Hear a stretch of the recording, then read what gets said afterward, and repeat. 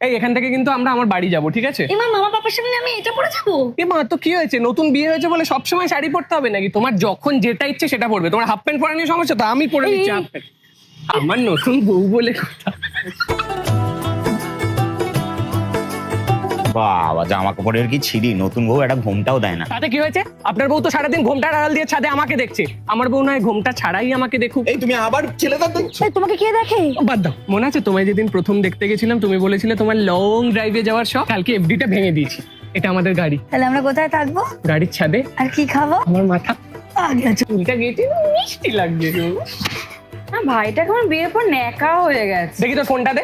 দেখো, লাস্ট একদিন আগে জামাইবাবুকে ফোন করেছিল, তাও ফোনটা ধরেনি। বুঝি হিংসে করো না, তোমারও হবে। এই তুই এসছিস, ভালো হয়েছে। দাঁড়া, মিষ্টি খেয়ে যা। কেন, কোন আনন্দ? আমার বউ চাকরি পেয়েছে। এটা তো ওর অ্যাচিভমেন্ট, তোর এতে কি? আমার তো একটাই অ্যাচিভমেন্ট, ও আমার বউ। आज से तेरी